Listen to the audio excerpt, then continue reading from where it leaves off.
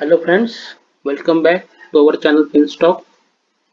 Today we are discussing yet another stock which comes in our system. The name of the stock is Imami Limited. Imami is engaged in manufacturing and marketing of personal care and healthcare products with an enviable portfolio of household brands names such as BoroPlus, Navratna, Fair and Handsome, Jandu Balm, Kesh King, Jandu Pancharist, Mentho plus balm and others. तो ये इनके अलग अलग products है और इमामी जो है वो पर्सनल केयर और हेल्थ केयर के सेगमेंट में काम करती है। तो इसी के साथ ये कंपनी का जो मार्केट कैपिटलाइजेशन है वो 21,471 करोड़ है। सो ये एक मिड कैप कंपनी है with current market price of 486। इसका बुक वैल्यू है 47.1। So price to books ratio आ रहा है 10.3। तो ये महंगा है थोड़ा। 52 वीक हाई है 622 और लो है 393। डिविडेंड यील्ड है 1.64%। Stock P 25.7 versus industry average is 46.9। तो अपने इंडस्ट्री के जो अदर पीयर्स है उनसे थोड़ा सस्ता है। इसका प्रॉफिट ग्रोथ जो है वो 69.7% है और प्रॉफिट मार्जिन जो है ऑपरेटिंग प्रॉफिट मार्जिन वो है 28.4%।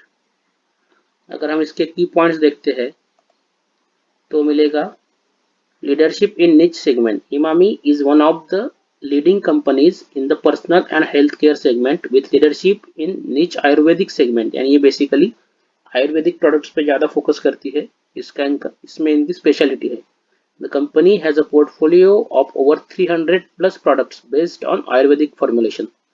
तो 300 से ज़्यादा इनके प्रोडक्ट्स है जो आयुर्वेदिक फॉर्मुलेशंस पे बेस्ड है, आयुर्वेदिक फॉर्मुलेशन से बने हैं। और आयुर्वेदिक प्रोडक्ट्स जो रहते हैं उनके साइड इफेक्ट्स ऑलमोस्ट नहीं होते हैं, तो इसके लिए लोग भी उन्हें ज़्यादा प्रेफर करते हैं। पोर्टफोलियो ऑफ स्ट्रॉन्ग ब्रांड्स अगर देखते हैं, the company offers a consumer portfolio of more than 9 brands and 13 sub-brands. The brands of Imami are a combination of ancient Ayurvedic and modern science, and 5 out of the 9 brands have been maintaining leadership across the various segment। तो उनके 9 अलग अलग brands है और 9 में से 5 leadership रखते हैं अलग अलग सेगमेंट में उनके।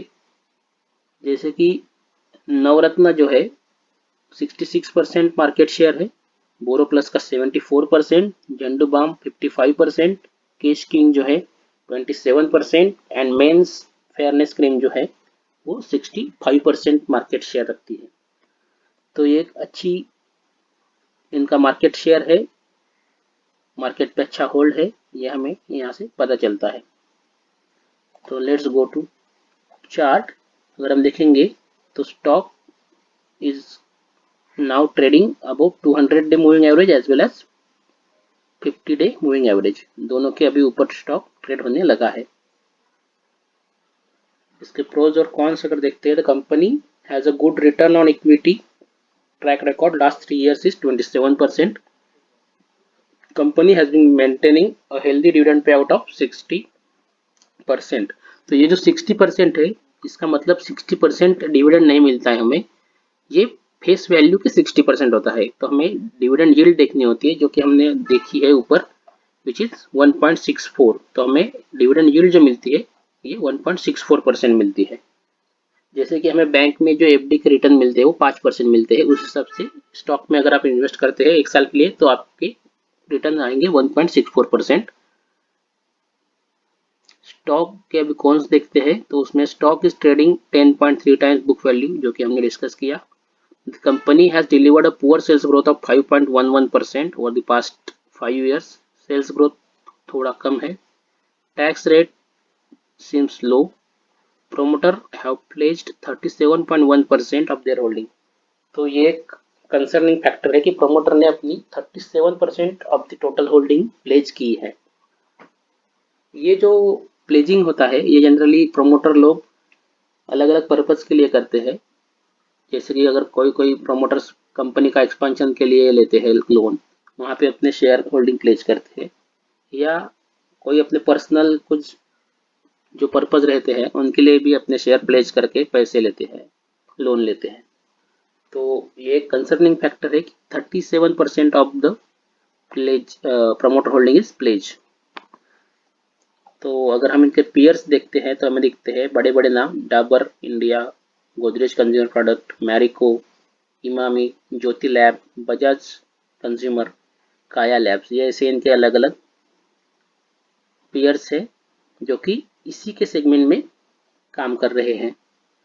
और अगर हम इनको देखेंगे तो मार्केट कैपिटलाइजेशन के हिसाब से सबसे बड़ी कंपनी इनके इसके सेगमेंट में है जो कि डाबर इंडिया है, जिसका मार्केट कैपिटलाइजेशन है ऑलमोस्ट 1,04,000 करोड़। उसके बाद आता है गोदरेज, फिर मैरिको और फिर आता है नाम इमामी का। तो ये इसके सेगमेंट में फोर्थ लार्जेस्ट कंपनी हम कह सकते हैं। ऑल्सो हम डिविडेंड यील्ड अगर देखते हैं तो सबसे ज्यादा डिविडेंड यील्ड आ रहा है बजाज कंज्यूमर का। यानी बजाज कंज्यूमर में अगर आप आपके पैसे रखते हैं या इन्वेस्ट करते हैं तो आपको 4.85% का डिविडेंड यील्ड मिलता है। यानी ऑलमोस्ट जो हमें अभी सेविंग में मिलता था 5% के आसपास, उतना आपको इसमें मिल रहा था। अभी हम देखते हैं इसके प्रॉफिट एंड लॉस स्टेटमेंट को। 2011 से लेके 2021 तक का हमारे पास स्टेटमेंट है। इसमें हम देखते हैं कि इसका प्रॉफिट 229 करोड़ से 839 करोड़, यानी ऑलमोस्ट 4 टाइम्स प्रॉफिट बढ़ा है 10 सालों में। ये एक अच्छी बात है। अगर हम इसका सेल्स ग्रोथ देखते हैं तो 8 से 9% के बीच में ही रहता है। कंपाउंडेड प्रॉफिट ग्रोथ 70% है ट्रेलिंग 12 मंथ्स का।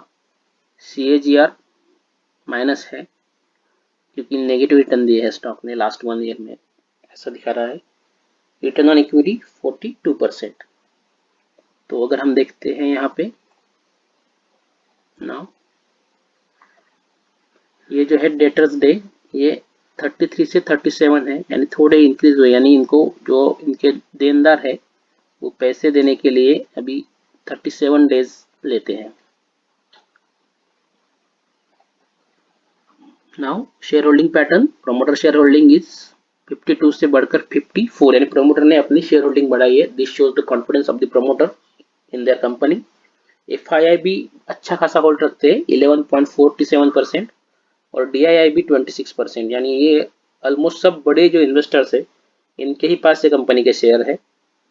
और पब्लिक शेयर होल्डिंग इज 7% और वो भी रिड्यूस हुई है, यानी लोगों ने अपने शेयर्स इन बड़े लोगों को बेच दिए हैं, ऐसा यहाँ से दिख रहा है। Now let's go to ticker tape. अगर हम देखते हैं तो टिकर टेप में हमें दिखेगा कि current price is more than intrinsic value, क्योंकि हमने देखा price to book ratio high है। Stock is generating better return as compare to FD से एक अच्छे रिटर्न जनरेट किए हैं। डिविडेंड पे आउट अच्छा है, एंट्री पॉइंट भी अच्छा है और रेड फ्लैग है क्योंकि मोस्ट नहीं 37% of the promoter holding is pledged. That's why इन्होंने ये रेड फ्लैग दिया है, क्योंकि वो कंसर्निंग फैक्टर भी है। अगर फोरकास्ट देखते हैं तो 85% एनालिस्ट यानी बोलते हैं कि ये बाय कर सकते हैं 26 एनालिस्ट में से। फाइनेंशियल्स में हम देखते हैं तो रेवेन्यू ग्रोथ कम है 5.47 against the industry average 7.47। Market share बढ़ा है 7.11 से 7.34 और नेट इनकम भी 19.77% है वर्सेस इंडस्ट्री एवरेज ऑफ 8.52। तो नेट इनकम भी अच्छा है एवरेज से, इंडस्ट्री एवरेज से। Now let's go to chart. The reason we are discussing this chart is because of this head and shoulder pattern which you can see, और ये बना है वीकली कैंडल में, वीकली चार्ट पे। तो ये inverse head and shoulder pattern जो है ये एक अच्छा पैटर्न होता है और इसमें रिटर्न भी हमें अच्छे मिलते हैं।